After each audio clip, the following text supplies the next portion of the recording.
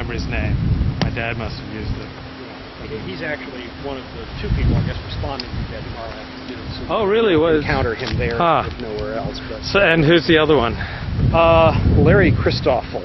Who's that? He's a pastor at the Campus Hill Church, which, you know, in years past was clearly the more conservative of the big Adventist churches in Loma Linda. Not sure that's as obviously true now, but you know, it was the pastoral pulpit, for instance, for Ralph Larson, if you know him. Yeah. So conservatives in Loma Linda, endangered species. So. Fritz is a remarkable person, and so I'm glad that his name is familiar. Isn't there some other big event at Loma Linda tomorrow? Well, there's a whole weekend-long thing where a lot of people are speaking. And I have to think that things were timed in such a way that your dad's presentation would coincide with that. But I'm not sure what the kind of the logic is that informs the other presentations. I just know that there is a set of speakers there. So how many people are like, this is really important to them? Yeah, you know, it's hard for me to say. I mean, I just feel like, per your earlier observation, that a lot of people are going to be inclined to just be tired when they think about the debates of a long time ago. But surely there are other reasons.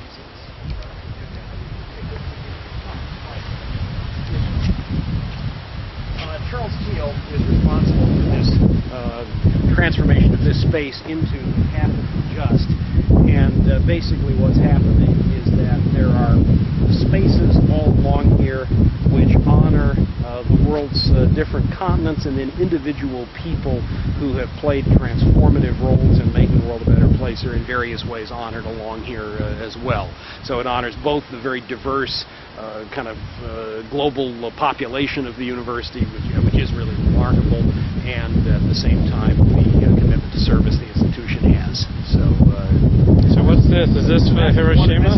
This is the polar pole. I think there are two polar spheres. There are two of these. And if Charles were here, he could explain exactly what the symbolism is, since he's not. An Arctic circumpolar current. Doesn't this look like something to do with Hiroshima? Don't you get that feel? I can see the flavor there, but yeah, this is just Antarctica. And what are these buildings? So when I was a student, this was a dorm. Yeah. Then there were so few students for a long time that it just became storage space, and now it's back to being a dorm again. Plus, it also houses the much despised offices of the University Patrol, largely responsible for running around giving tickets and, you know, at least when I was a student, also busting couples in parked cars. So. Do they have sororities and fraternities here? They do not. They don't have the Greek system? They do not have the Greek system. Indeed, some years ago there was an underground fraternity on campus, the creation of which got a bunch of people in trouble. So that has not been something that's been enthusiastically embraced by the campus. Let's just head down here for a minute and show you, I think, a very attractive little space here.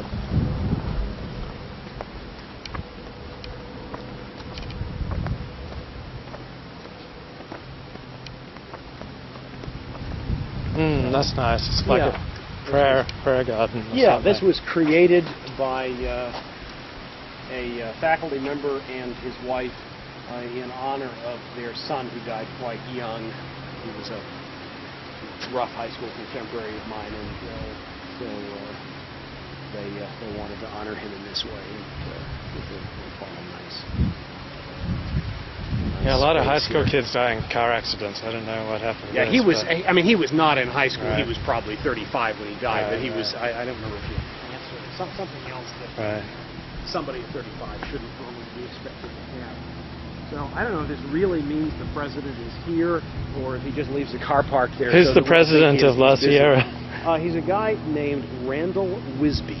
Wisby. He was a Wisby of an earlier generation who was a church administrator in various places, but Randy has been, well, so Randy has taught ministry at Andrews, and then was previously president of, I think, both Canadian University College and of Columbia Union College. So this is, of course, Those are a lot of homes there. yeah. So that's where the houses.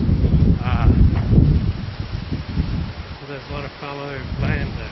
Yeah. They're going to do something with that. Some more development structure from it. So there are university stuff. So there's this athletic field and so forth. And this is the center, in a sense, of. I mean, right now this is the front of the campus, but the idea is there will be more constructions, and this really will become the center of the campus. And this is a very attractive environment. What's the Adventist position on graven images? Like, for instance, if this was a Jewish school, you couldn't really have that because we don't really allow sculpture in the Orthodox. That's been a That's not being controversial. Yeah, no, I don't think that's been controversial. I mean, Loma Linda's had for years a famous statue of the Good Samaritan out in front. But if they were naked, that would be controversial, right? Probably, yeah. So here what we've got is the return of the prodigal son, essentially. Oh, okay. Well, how apropos. Yeah. So this is called The Triumph of God's Grace. And, I think is an attempt to capture, to sort of represent the space within Adventism that La Sierra has tried to occupy. And the artist here is a guy called Alan Collins, who also did the Good Samaritan sculpture in Loma Linda. I mean, I think it's fair to say among Adventist sculptors, there's Alan Collins, and really nobody else of comparable. I mean, he's, I think, a really first-rate artist, and nobody else is quite comparable. So he used to teach here in the past in his sons. There are always a lot of water fountains on Adventist colleges. Are there maybe just water fountains in all colleges, or probably, but I don't know. But I think this is a nice one. Yeah. And will there be lots of pennies on the bottom? What I'm more interested in is if there might be fish. I don't see much money down here. That's like a it's pomegranate. Pomegranate, yeah. Oh, this is nice.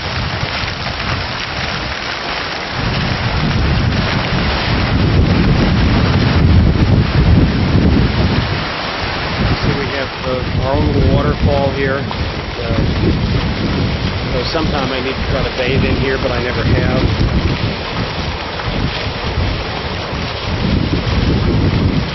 Yeah, I mean, this was all just kind of an empty lot, basically, and so in the last 5 years or so, it's been reshaped to form this, the language that's been used as ceremonial entrance to the campus. What's the pay range for, like, the highest paid employee, like the president or someone? Okay, so, roughly speaking, I don't know exactly what the president's getting now. I would guess, so an entry-level assistant professor might get $35,000. The highest paid full professor might get $75,000, and the president would get somewhere in the low hundreds.